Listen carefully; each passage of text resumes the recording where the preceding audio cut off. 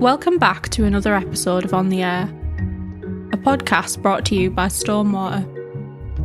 On the Air brings together key industry figures, colleagues and customers to explore the latest insight and stories. Our host, Paula Palmer, will be joined each episode by a guest co-host, as well as other special guests, bringing their expertise and experience to our conversations about what matters most in social housing. Hello and welcome to Stonewater's On the Air podcast. I'm your host Paula Palmer and this is the first episode of our new season. I can't believe I've been doing this for 3 years already, but we're now on season 6. We'll have 6 new episodes talking about the key issues in social housing, and as ever we'll be joined by customers, colleagues, contractors and peers from across the sector. Today though, we're talking about trust. The relationship between social landlords and tenants has come under scrutiny in recent years, with concerns about service quality, communication and engagement. So I'm going to be asking, can social landlords rebuild trust with customers and create relationships that are respectful and responsive? To get stuck into this topic, I'm delighted to be joined by David Ripley, our Chief Operating Officer here at Stonewater, Joe Allen, who is Head of Member Relations at the National Housing Federation, and Joseph DeVille, man of many titles. He is a member of the Stop Social Housing Stigma Committee, the National Tenants Voice Group, as well as being a tenant, resident, customer, whatever your terminology is, in social housing. So thank you all for being here. Let's get going and meet you properly as we chat. So welcome to On the Air, David. Could you give our listeners a quick intro to you and your role at Stonewater, please? Thank you, Paula. It's great to be here with everyone today and hopefully a great session ahead. I joined Stonewater in May of this year. So been here about 5-6 months now, really getting stuck into some of our key challenges and opportunities around our customer service. So my role day in, day out is striving to make sure that we're doing the best for our customers and everything that we're trying to do, whether that be from our repairs service all the way through to our housing services and our support services as well. Lovely. So getting straight into it, David, what do you think about the customer and social landlord relationship right now, and what does a good one look like to you? I think the relationship between landlord and in customer, resident, tenant, as people refer to it, is probably a little bit strained at the moment. And in being in some difficult places, we've had a number of difficult events for the sector to deal with. And I think that's tested a lot of us about what is really at the core of what we do and how we do it for residents. And I think when we talk about trust, sometimes we talk about trust like it's this far-fetched kind of idea, but reality is that trust comes down to us as providers delivering on our actions for our customers and making sure that we have them at the forefront of our mind every day. And really that basic principle is, did we follow through on our promises and deliver what we said we would do when we said we would do it? And I think one of the things that we're struggling with is providers, and I know at Stonewater we're addressing this challenge head on, is making sure that we listen empathetically and also that we embed consistency in the way that we want to deliver our services going forward. So I think whilst the relationship has probably had its turbulent times, we're looking to really push that on at Stonewater. And I know there's lots of work across the sector at how we focus on getting those relationships right. Great, brilliant. So, tell us a bit more about that. How are we going to do it? We've got 93,000 customers. How does that play out in practice? Yeah, I think in terms of when you think about 93,000 people, that's nearly one Wembley Stadium, or where you come from, where I come from, 2 St James's Parks, if you like, although I don't want to talk about football at the moment. But I think when we think about any interaction we have with customers day in, day out, I think one of the keys to how we help to build that trust is to have that proactive engagement in that visibility on what matters. And it's Stonewater, we're doing a lot of work about how we can get more visible and more local and more connected into our customers day in, day out. Myself and the team have very much got that at our heart.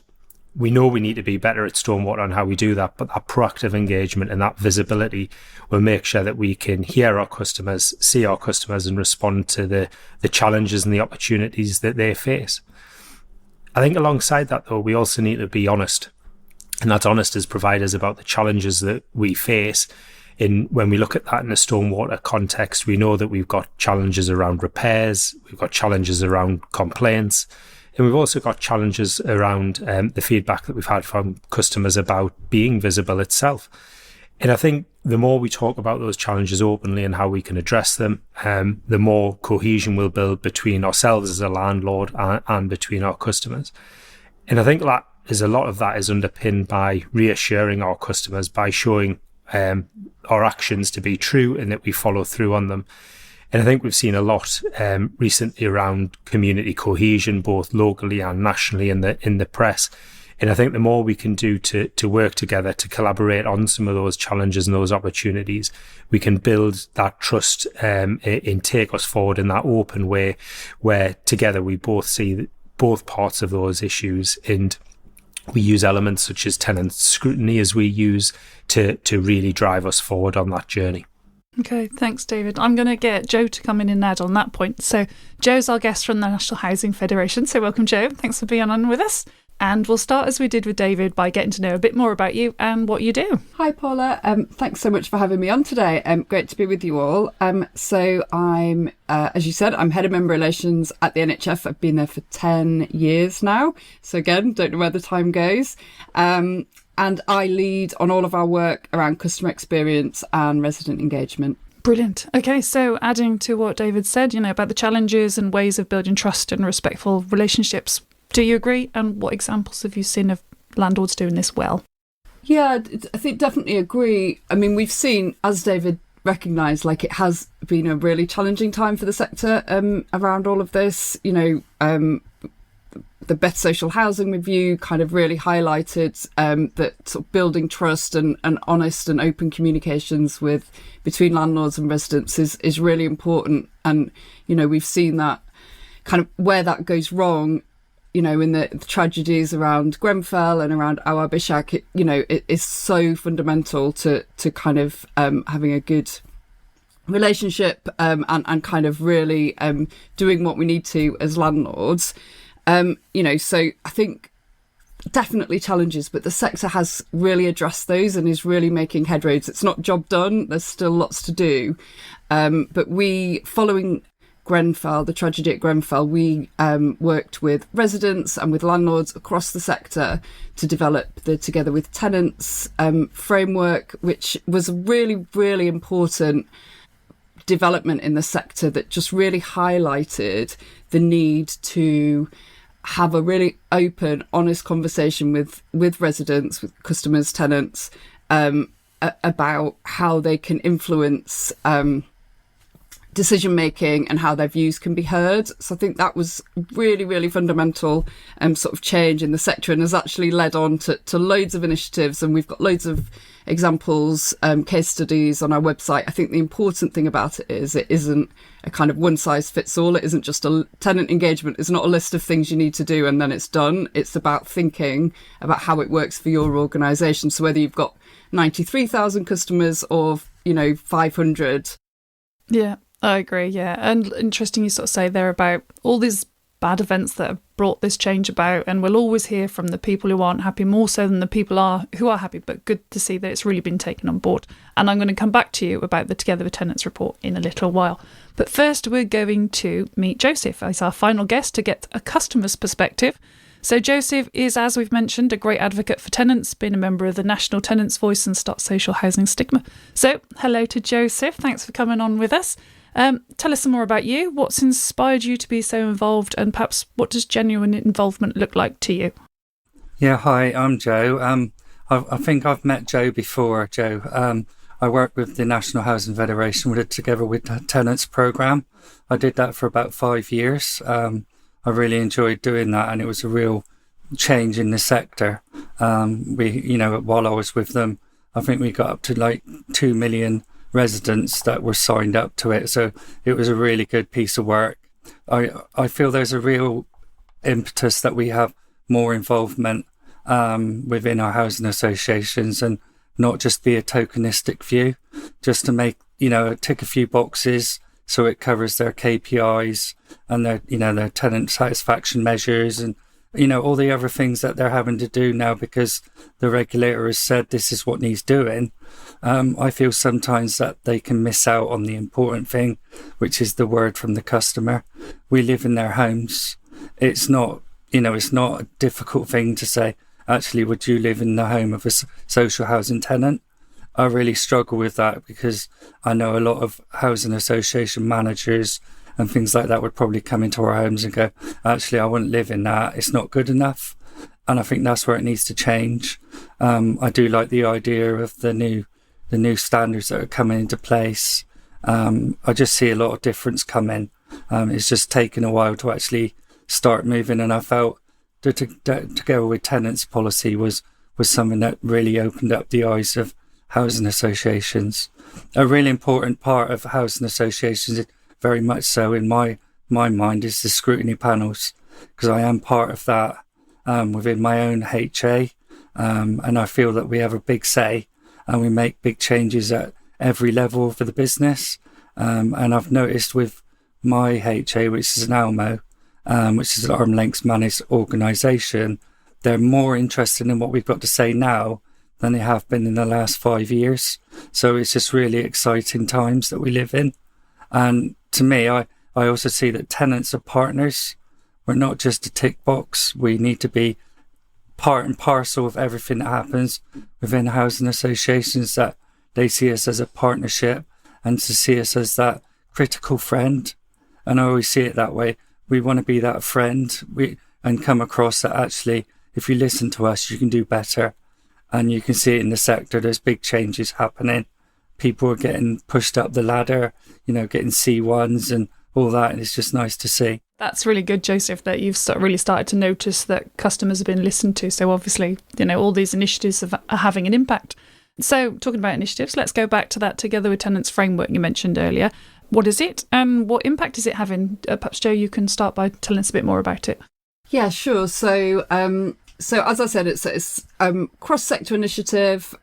We developed it working with the tenant advisory panel and residents across the country, as well as landlords. And it's a framework. It's a way of thinking that embeds the culture around resident engagement within an organisation. So it's not, as I said before, it's not a list of, you need to have a customer scrutiny committee and you need to do this. It's not a list of groups or actions. It's actually a framework for the whole organisation. And I think what's really, really important in here, and where we've seen this being implemented really successfully, is where the buy-in for this starts at board level and exec level and then cascades down, and it really sets the culture for the organisation. So it's not just tenant engagement is seen as something that one team does in the organisation that's got tenant engagement somewhere in the title of the team. Like it's really part of what the organisation does and how decisions are made in that organisation. And I think it's interesting because this was developed before the consumer standards came in, when the consumer standards were still being developed. But there's really clear linkages now with what we now know as the consumer standards. So I know I've heard the regulator speak many times in kind of what they're looking for in the consumer standards is that golden thread of resident voice throughout the organisation. So not just something that happens on a Tuesday evening at 7 p.m. and that's it, job done, but actually how is that used? And that's very much what Together with Tenants was about, but now what the regulator's looking for when they're assessing the consumer standards. Brilliant. Joseph, do you want to add anything to that? Yeah, it's just about that joining up. I really enjoyed Together with Tenants as a policy. It was just nice to see that housing associations really wanted to get involved with it. And the difference it was making at every level was brilliant. They had to adjust it for smaller housing associations, but it still worked for them. It worked for every single housing association that was surrounding the country. So, and then to see it's even said about in the government white paper about Together with Tenants being a real focal part of it. So it was nice to bring that in. Yeah. What was your involvement in it, Joseph? Did you sort of help build the policy? And I was on the tenant advisory panel for 5 years. I did, I started off as the vice chair of the group, which was really nice. And we actually had a lot of meetings with different partners within the NHF and actually helped build the policy from the ground up. So it didn't even exist when I got there, but by the end of it, it was an amazing piece of work, and I felt really honoured to be part of that. So yeah. Brilliant one to be proud of. Thanks, Joseph. Yeah, and I just wanted to add around the Together with Tenants framework, another really important thing where we've seen, or element where we've seen it work well, is where organisations kind of very much come from at it as it's never job done. Like, there's always more you can do, and you can have the framework, but it's about that constant feedback loop, listening, improving, and just being really open to new ways of doing things. So again, it's what makes Together with Tenants so exciting, is that it's a live thing. It's not just something you do and put on the shelf, which I think is really important in making it work well. Okay, thanks, Jo. David, so thinking about customers shaping decisions and voices being representative of all of our customers, how do you see customer involvement shaping decisions at both governance and sort of level and day-to-day? And some examples from Stonewater, perhaps? Yeah, no, I think it's some great points that both Jo and Joseph have made, and I think the real one is around partnership in working together on some of the challenges. And I think when you look at the Together with Tenants Charter, I think that relationship is a key part of that. So at Stonewater, we've very much embraced that, and we have a customer committee at the top of our organisation in terms of governance, where customers are part of that committee and help shape the direction that we're going with key initiatives such as our model for service delivery, our customer strategy, and how we'll work and interact and do the best for customers. But not only do we have that, we have a scrutiny panel that help keep us true to our word, and are our services working in the way that they should be working. And there's a lot of customers involved in that who help do reviews of our services and tell us the good, the bad, and the indifferent. And that's something that's very close to our heart, to help us really influence our services and really look at where we can do better. And we always want to work very closely with customers, because at the end of the day, when we're trying to look at moving anything forward and improving it, it's customers that we have to do that for. And if they're feeling that pain, we're feeling that pain in the same way further down. So what we've done with our mix from sort of that highest governance level through scrutiny panels and through our sort of more day-to-day involved customers, where we have an online community, or customer hub as an example, is really sort of engage those customers on the issues that matter to them at the time that matters to them. And I think that's what that is helping us to do, is find that real balance and having that formalised governance approach, but also as Joseph touched on, really connecting with customers and making sure that they're at the heart of what we're trying to change, and putting that local input into the way our services run. Thanks, David. So from my perspective, that sounds quite extensive. I don't think everybody wants to be on a committee panel member, but maybe we've got a survey that they can fill in and get their feedback that way. Jo, what do you think? You'll have a bit more insight across the sector, and maybe some examples of people doing particularly well, or some creative approaches. Yeah, so I mean, it's an ongoing sort of challenge, isn't it? Drawing in those voices that you don't often hear from, and I don't think anyone's kind of got it absolutely solved. It's a tricky one, but we do see interesting things. I mean, it's absolutely kind of what David was saying around kind of do it in a way that suits people's lives and not the landlord. It's about getting their views. So making sure that you're creating a range of opportunities for them to influence, whether you've got 10 minutes or an hour and a half that you can spare, just being flexible in that regard. So that's kind of a really fundamental principle, but I think what I see work really well is where you kind of have a longer term vision for groups that don't normally engage. So for example, young people, it really, really hard. They're busy, they don't necessarily prioritise kind of talking to their landlord. So thinking about building trust with them in a way that works for them. So kind of, run youth related activities, things that do engage them around sport or media or whatever.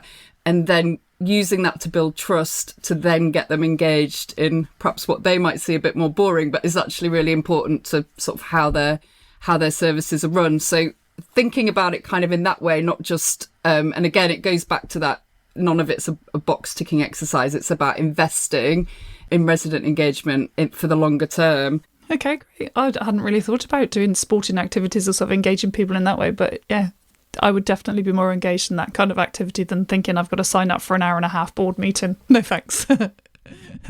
So, Joseph, when we were chatting before recording, one of the things you pointed out as being a barrier to trust and respectful relationships was waiting months for repairs to be completed.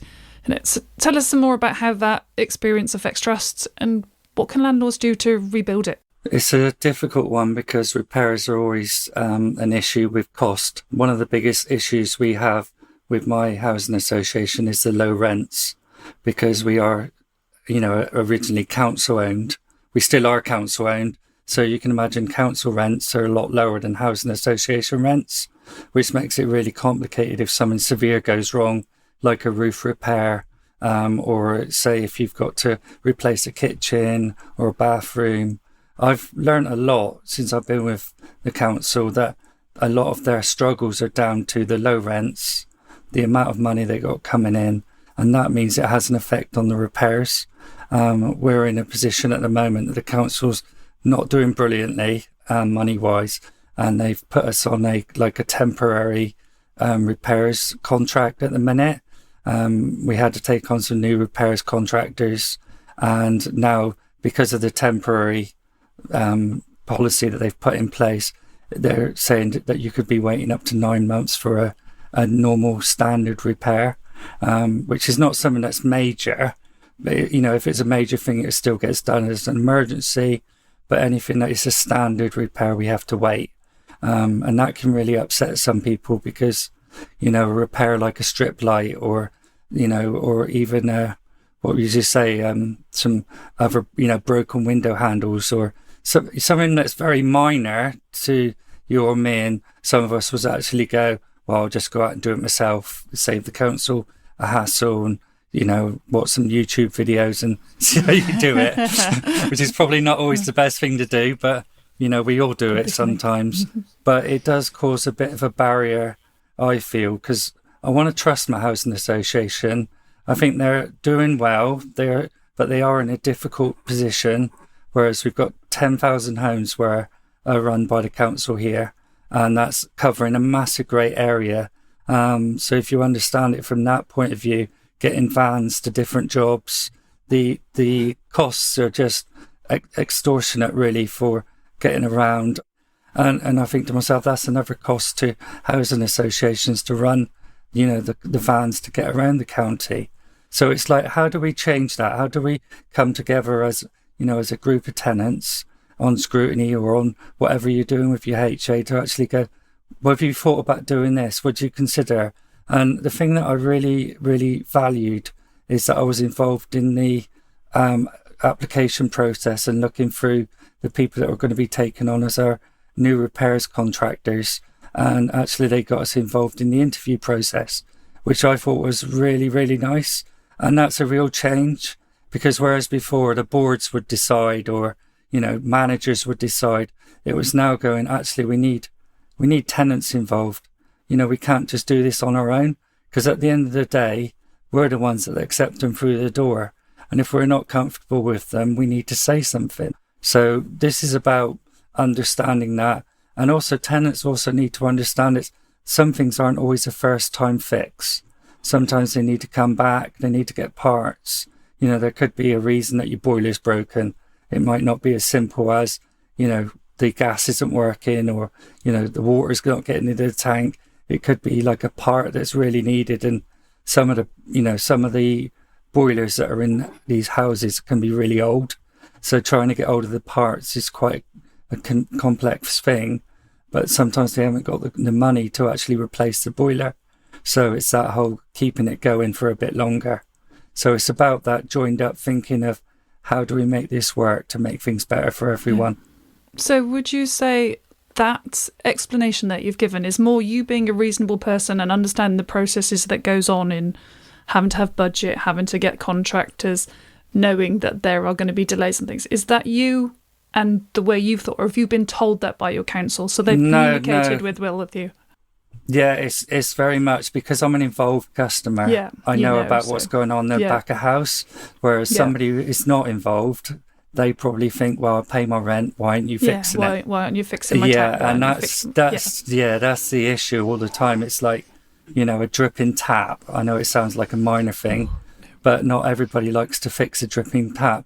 I mean, I'm just about to do the whole, we've got to put our heating on soon, and so I'm going to have to check the radiators. Bleeding radiators. And bleeding. And I've never bled a radiator, and I'm like panicking about it. So I'm like, I know it sounds really silly, but the things that we just take for granted aren't always as simple. So you think we could be a bit more upfront about why delays might happen, why contracts are put in place? Even as a big housing association with lots of rents to collect, there's still a budget, and it's still a finite amount.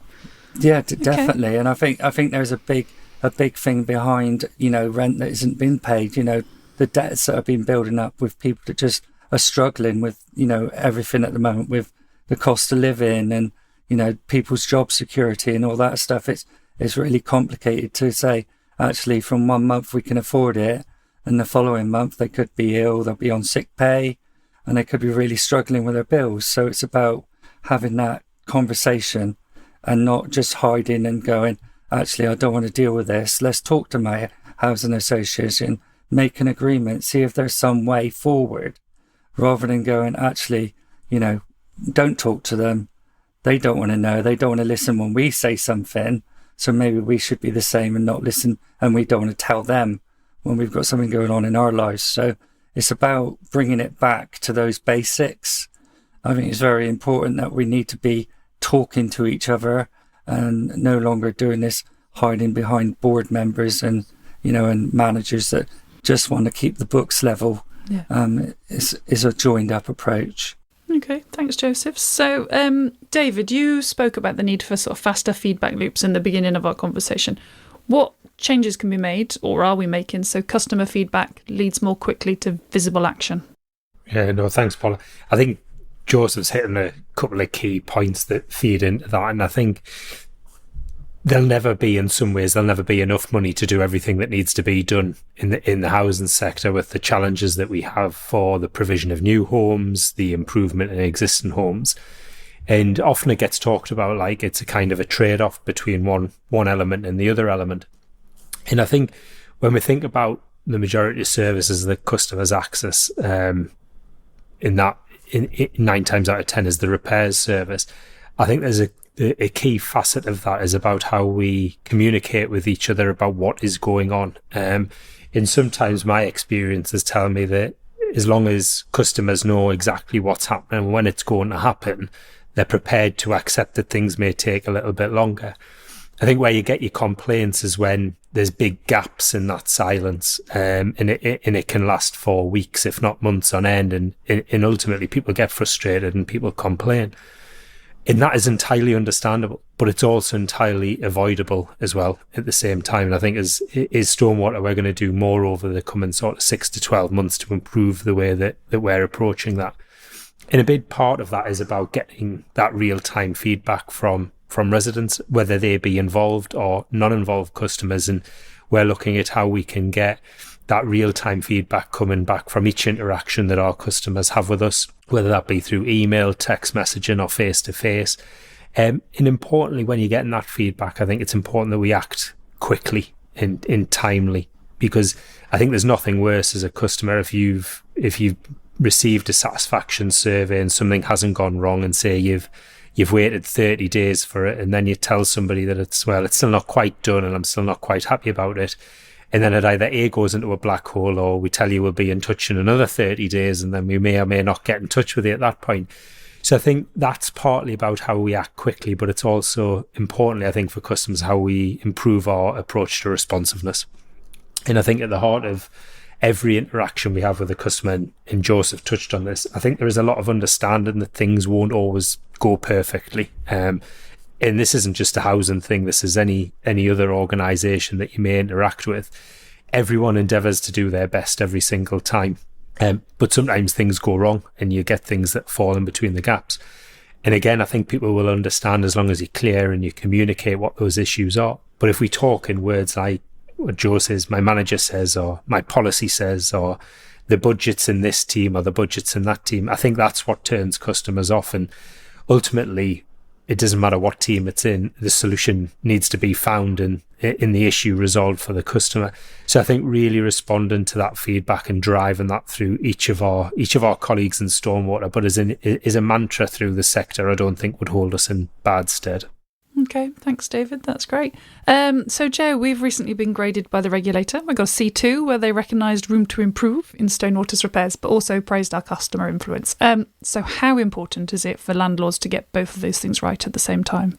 Yeah, really, really important. And I think both David and Joseph have kind of covered this around, repairs are absolutely fundamental to trust. And actually, you can have all the kind of customer engagement strategies and whatever in the world, but actually, if you're not kind of getting the basics right, it undermines all of that. So the two are really, really important to focus on.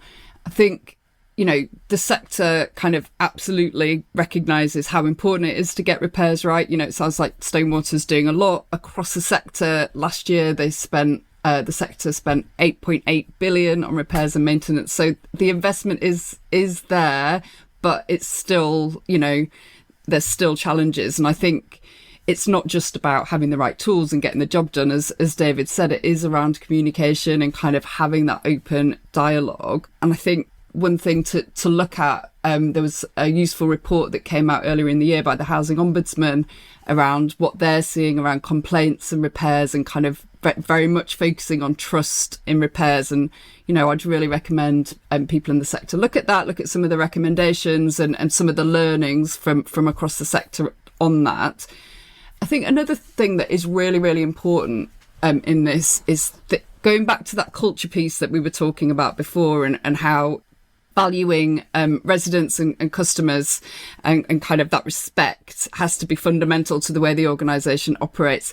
I think when it comes to repairs, it's also really important to think about your contractors, if you use them in to deliver services, because often, whether they're in-house or they're contractors, the people going around to fix the boiler or, fix the leaking tap are the only person that the customer will meet for a period of time from the landlord. So they're, kind of making sure that culture is embedded right through the organisation so that customers feel valued, they feel kind of well communicated with, kept in the loop, is just really, really important, and kind of brings us back to where we started this conversation, really.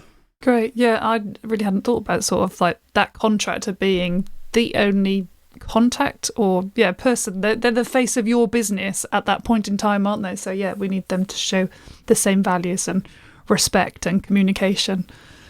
Otherwise, it'll come back to us. So, Joseph, you said that the regulator now has teeth. So how do you see regulation working alongside tenant scrutiny to deliver real accountability? I've said before, and I really mean this, is that the regulator is now a critical friend with power to downgrade. And I don't see that as a bad thing. I know that David said, and yourself have said that Stonewater have been dropped to a C2, but sometimes that's not a bad thing. That means then you need to relook at your policies, relook at how you're doing things, and actually pull your socks up. Not as in a way of to say, actually, we've been doing well and we've been floating and everything's been fine, and we've been in the C1s, we're really doing well, and all of a sudden we've been dropped. But that should really tell you, actually, there's something not quite working 100%. You're down at your 90% of efficiency. So there's 10% there that you can pull back. And I don't see that as a bad thing. And, bringing along your scrutiny panel, it was nice that David said that he's working with his scrutiny panel within Stonewater. And it's really nice to hear that they want to listen. And I think that's really important. As scrutiny panels have a lot of say within HAs. And I think we really need to see that working really well. It's something that the regulator wants. The Ombudsman want us on board as, so we can actually help in all areas of the business. It's not just about us being tenants anymore. The engagement is really important. So we really want to push landlords to improve. That is happening. It just sometimes when you get knocked down, as we all know, when something goes wrong and we get pushed down or it's a bit like going in the playground and being beaten up by a bully.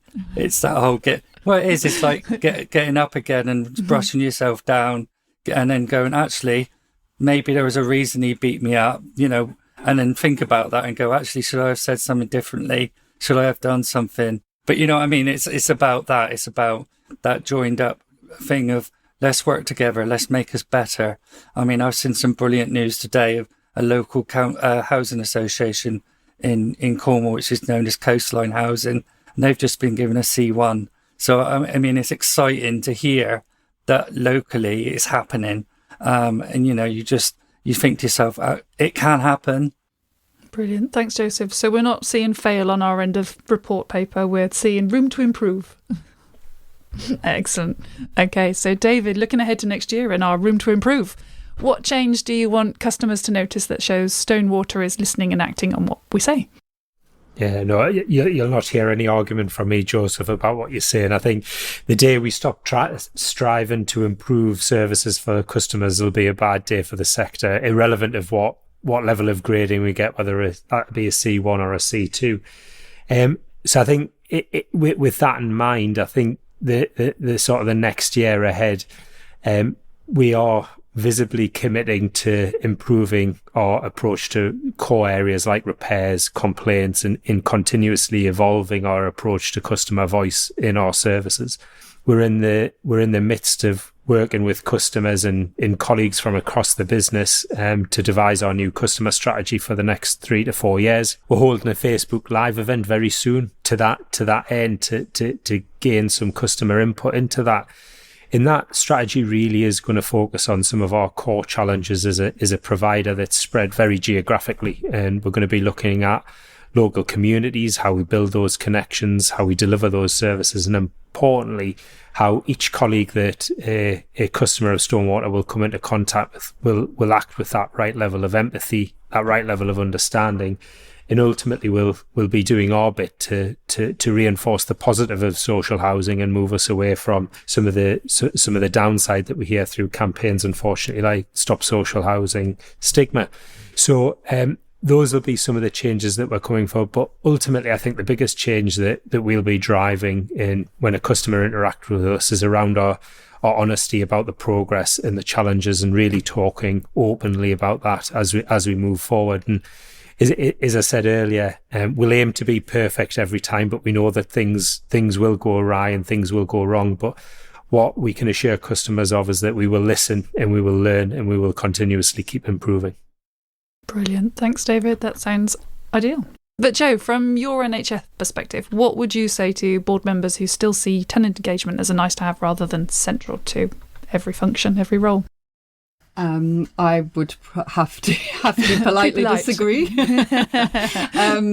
Yeah, I mean, I think it absolutely is not an add-on, a nice to have if you've got time. You know, I think resident board members should now see resident voice and resident views as a really key source of assurance in everything they've got to do. And it's, you know, it's a tough job being a board member at the moment in the sector, but actually kind of and there are difficult decisions to be made, and there are really fundamental things to think about in terms of how organisations go forward. But if you don't have resident views as part of that decision making, then whatever you do could well be at odds with what customers want. So I think absolutely not an add-on. It is central to kind of compliance and that grading that Joseph and David have been talking about. But it's not just that. It's important because that's what we're here to do. Ultimately, we're here for our residents. And if we're not listening to them,